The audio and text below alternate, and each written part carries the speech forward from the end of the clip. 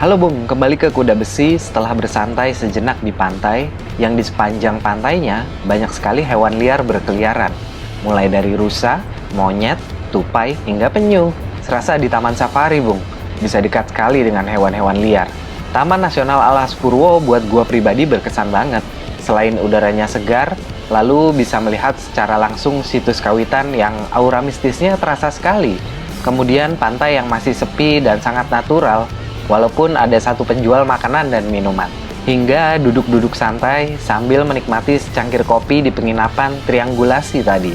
Jika ada kesempatan lagi ke sini, gua rencana mau coba menginap di sana untuk merasakan suasana hutan di tengah malam yang terkenal angker ini. Wah, pasti jadi pengalaman seru, sekaligus memacu adrenalin yang tak terlupakan, Bung. Bukan bermaksud menantang ya, hanya sebatas ingin merasakan saja. Sebelum meninggalkan Taman Nasional Alas Purwo, kami memutuskan untuk berhenti sebentar, sembari mempersiapkan side bag yang menempel di motor. Karena perjalanan kami selanjutnya cukup panjang ke arah Kawah Ijen. BTW, side bag Escape 20 ini menurut gua oke sekali, Bung. Walaupun sesekali harus dikencangkan kembali strapnya, tapi menurut gua itu normal ya. Karena medan yang kami lalui tidak hanya aspal halus, ada juga tanah berbatu hingga pasir. Yuk ikutin terus perjalanan kami. Let's ride and roll. Kalau ada yang tanya, ngapain touring jauh-jauh naik motor sampai masuk hutan? Jawab aja, karena berkendara itu bikin hati senang. Dengan hati yang senang, raga bisa dipastikan sehat. Karena bahagia adalah obat segalanya. Tulis di kolom komentar yang setuju, Bung. Oh iya Bung, saking nyamannya berada di Taman Nasional Alas Purwo, kami jadi agak telat berangkat menuju ke Kawah Ijen. Sebenarnya cukup mengkhawatirkan juga kalau sampai kemalaman menuju Kawah Ijen. Karena baca beberapa artikel dan melihat YouTube teman-teman yang sudah pernah ke sana, kalau malam benar-benar nggak ada penerangan sama sekali. Dan menurut beberapa YouTuber yang kemalaman melewati hutan menuju Kawah Ijen, nyali benar-benar diuji. Banyak yang bilang melihat seperti bayangan di antara rimbunnya pohon, dan seringkali mendengar suara-suara yang aneh pada saat perjalanan. Ya, mari berpikir positif saja kalau semua itu adalah satwa liar yang menghuni hutan.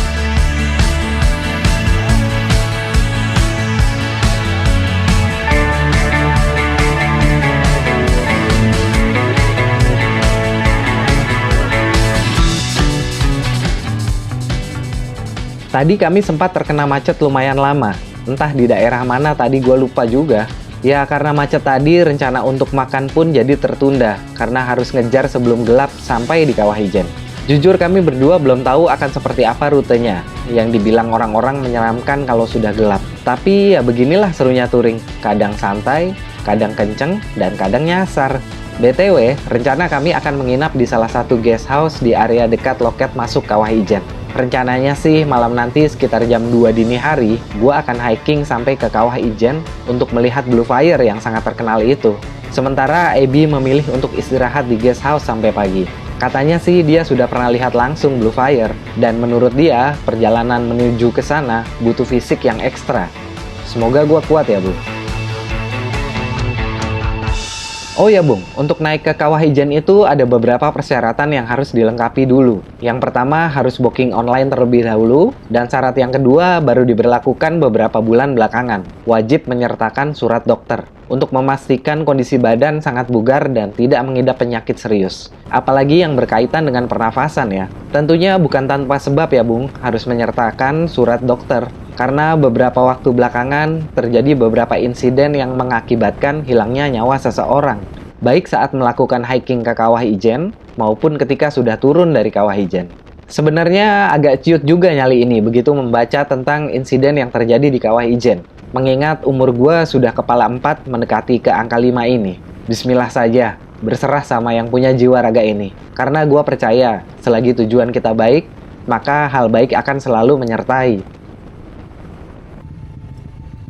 Sampai di loket masuk, kami sempat bertanya ke staf yang bekerja, sudah dekatkah tujuan kami ke Kawah Ijen? Dan jawabannya masih sangat jauh, sekitar 1 jam lagi, tergantung kecepatan motor. Wah, kaget juga mendengar jawabannya. Lalu pertanyaan pun berlanjut seperti apa rute perjalanan di depan. Dan lagi-lagi jawabannya bikin hati kami ciut, Bung. Staf itu berkata, perjalanan di depan akan melewati hutan tanpa penerangan sama sekali. Sekaligus jalannya banyak yang berlubang dan mengecil. Ditambah lagi dia berkata hati-hati dengan tikungan yang tak terduga dan beberapa tanjakan yang oleh masyarakat sekitar dinamakan tanjakan setan karena sering memakan korban.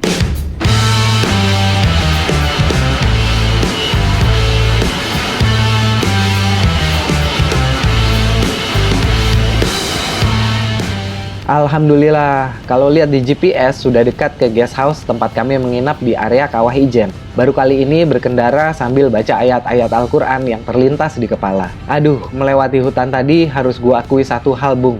Bikin ciut nyali. Dan gua mencoba sebisa mungkin pandangan hanya tertuju ke depan. Gak berani menoleh ke kiri dan ke kanan. Syukurlah tidak melihat ataupun diperlihatkan sesuatu yang gak seharusnya kami lihat. Tahu nggak lo, seneng banget hati ini lihat cahaya di depan.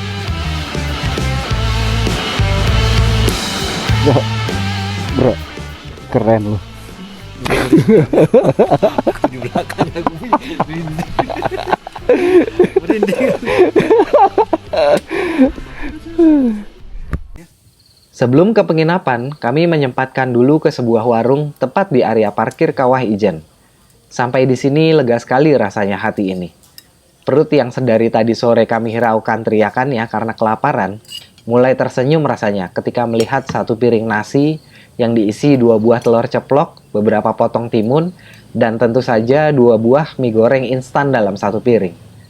Mari makan, Bung.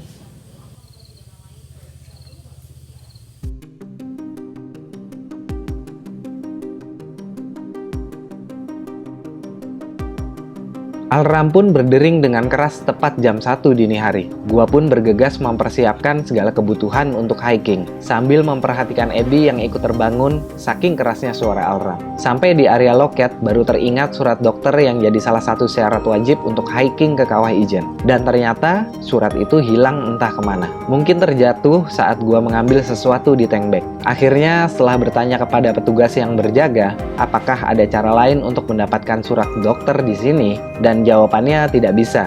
Ya sudah, gua menyerah. Salut untuk para penjaga di loket Kawah Ijen menjalankan SOP yang sudah ditetapkan demi keselamatan pengunjung. Akhirnya gua kembali ke guest house, masuk ke dalam selimut, menunggu pagi.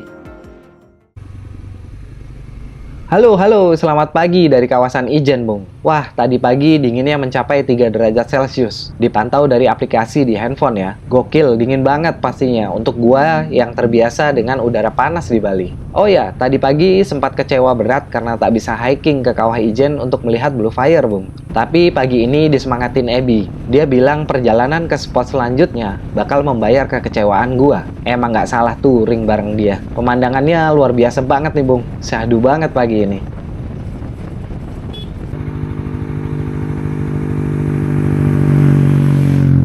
Spot selanjutnya menuju ke sebuah air terjun yang menurut Abby kalau pagi bagus sekali saat terkena sinar matahari. Seperti apa ya? Jadi penasaran juga mendengar ceritanya tadi saat sarapan. Yuk, ikutin terus perjalanan kami, Bung. Air terjun ini jaraknya dekat sekali dengan Kawah Ijen. Menurut gua yang kurang dari air terjun ini adalah tumpukan sampah dari para pengunjung. Yuk, mari kita saling mengingatkan untuk menjaga kebersihan dimanapun kita berada. Di luar itu, benar kata Abby, air terjun ini luar biasa dinikmati pagi hari.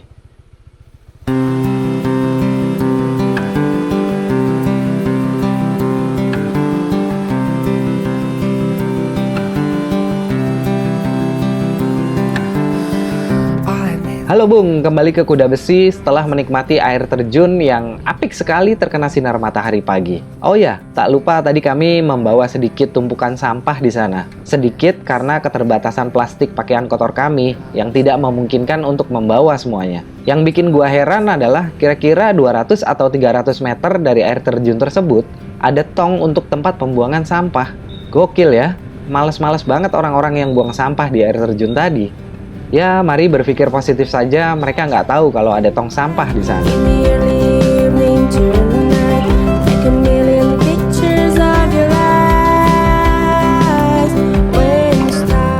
Spot selanjutnya kami akan ke Kawah Hurung, yang menurut Abby jalurnya bakal seru banget buat gua.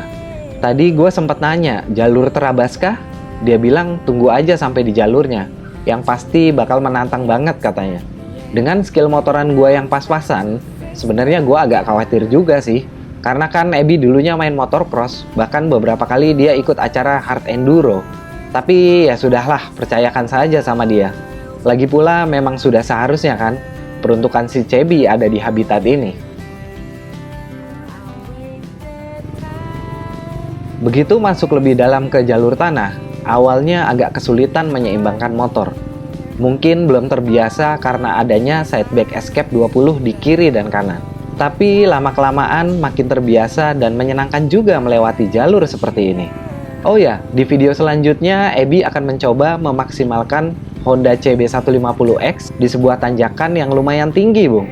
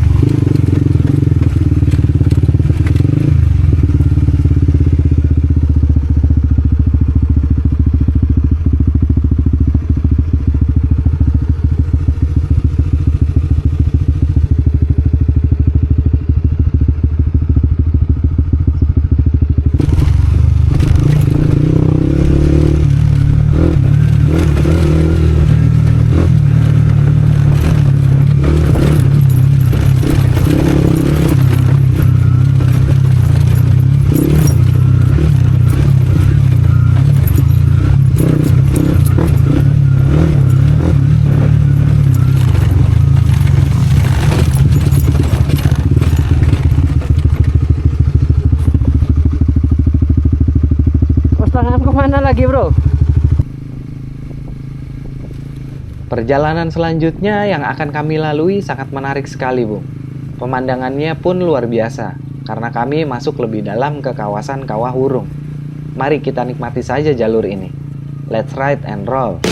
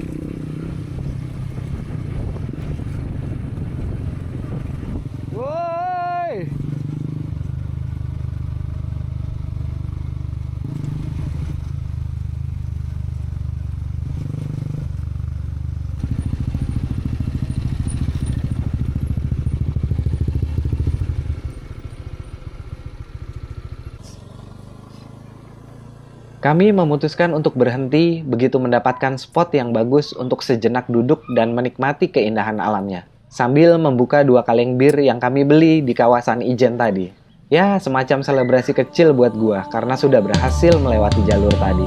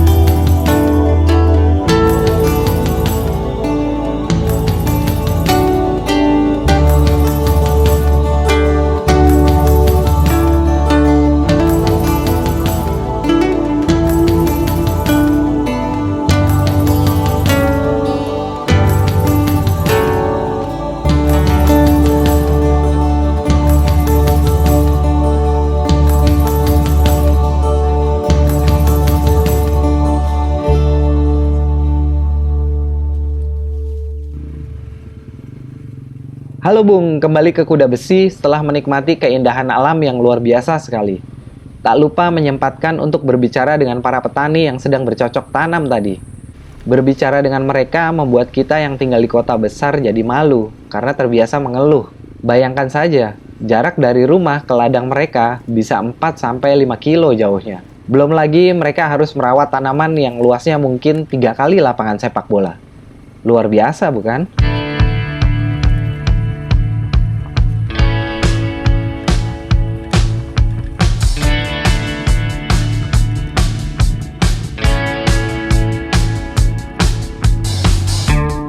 Yang membuat miris adalah ketika hasil panennya tak seberapa, mereka masih harus berhutang untuk pupuk dan beberapa peralatan untuk musim tanam selanjutnya. Saat berbincang tadi, kami sempat menanyakan apakah ada semacam bantuan dari pihak terkait ketika panennya gagal. Dan jawabannya bikin hati ini makin miris, Bung. Beliau-beliau ini bilang bantuan biasanya datang telat sekali. Jadi ketika bantuan itu datang, maka semua akan langsung habis untuk membayar hutang. Padahal kita tahu sendiri, hasil panen para petani ini ketika sudah masuk di pasar atau bahkan supermarket, harga jualnya bisa sangat tinggi sekali. Karena apa yang diolah oleh mereka bisa dibilang organik, Bung. Yuk, buat pihak terkait, tolong diperhatikan beliau-beliau ini. Mereka kan warga negara Indonesia juga, walaupun tinggalnya di pelosok.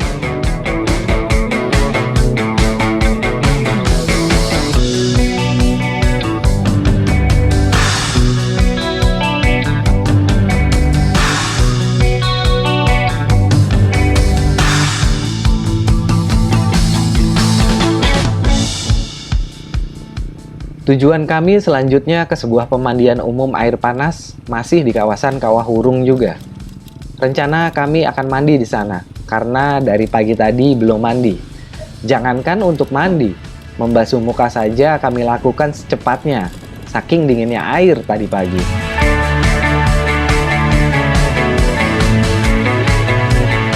Entah kenapa semua video yang gue ambil saat di pemandian hilang semua. Jadi, gua nggak bisa menceritakan apapun di pemandian tadi. Ya, sudahlah, tak apa. Tujuan kami selanjutnya seharusnya menuju Baluran. Tapi saat diskusi tadi, gua bilang ke Ebi, karena semalam tidak bisa naik ke Kawah Ijen, maka dalam waktu dekat, gua pasti akan kembali ke Banyuwangi lagi. Jadilah kita memutuskan untuk merubah rencana dengan membatalkan rencana ke Baluran di touring kali ini. Dan menyimpannya untuk rencana touring selanjutnya. Jadi tujuan kami selanjutnya langsung pulang ke Pulau Bali. Oh ya, kalian penasaran kan seperti apa jalur hutan yang kami lewati saat berangkat semalam? Ini dia, gua ajak kalian untuk menikmati jalurnya dalam kondisi terang. Let's ride and roll!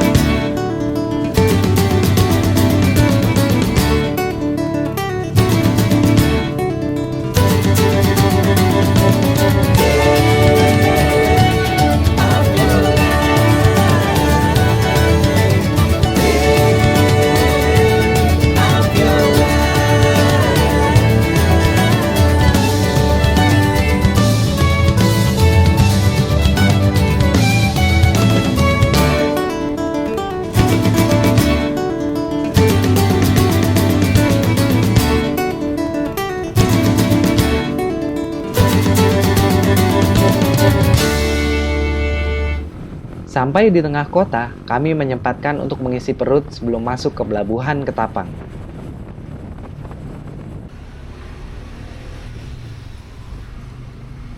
Pelabuhan nampaknya cukup lengang hari ini, dan masuk pelabuhan dalam kondisi langit masih terang ini jadi pengalaman pertama gua, Bung.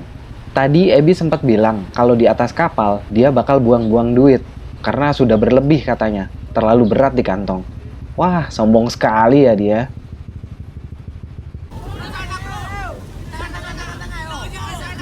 Ah, ini ternyata yang dimaksud dia buang-buang duit, Bung. Ternyata dia buang koin yang menumpuk di kantong celananya, hasil kembalian.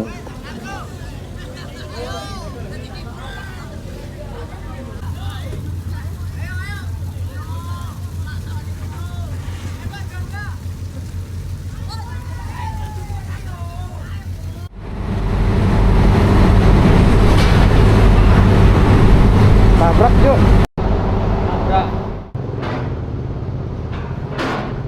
Alhamdulillah, sampai juga di Pulau Bali, pulau nan cantik yang makin padat dan sudah hampir sold out ini. Ya sudahlah, mari gua akhiri saja video touring Banyuwangi ini, Bung. Terima kasih untuk semua yang sudah mengikuti touring Banyuwangi dari episode 1. Dan lagi-lagi terima kasih untuk Ebi yang sudah menemani touring kali ini. Oh ya, untuk menemani perjalanan pulang ke rumah, mari kita nikmati sebuah lagu dari sahabat gua tentang pulau yang luar biasa ini. Sebuah lagu dari Adi Widodo berjudul Bali. Gua pamit dulu ya, Bung. Let's ride and roll.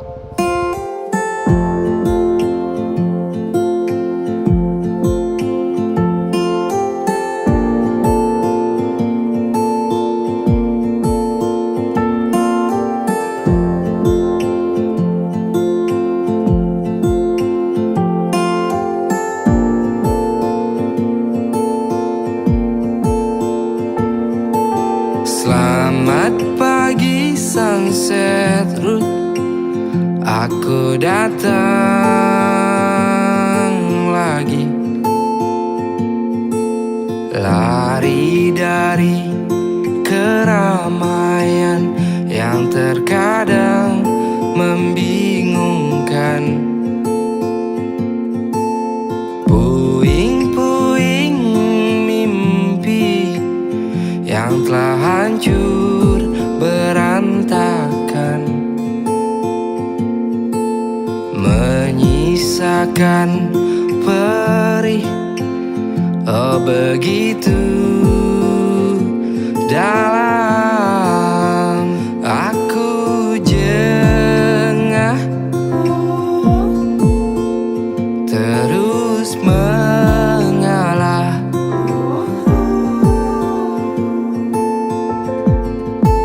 Let's go. Bali, permisi ku numpang menepi, sejenak menenangkan diri yang lelah tergerus emosi. La la la la, Bali, permisi ku ingin mencari kembali kenangan yang indah di sini untuk mengobati luka-lukaku.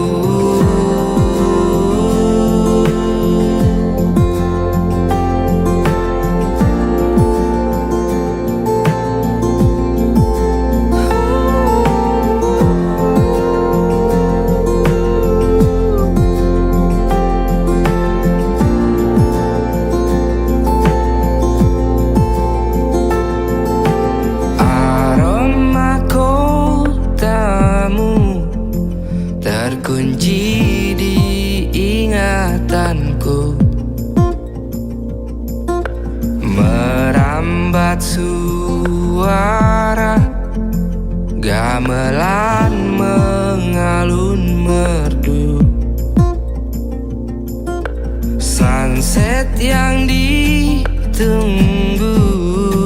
tiap sore di pantaimu, menenangkan jiwa yang layunan biru. Aku jengah terus mengalah.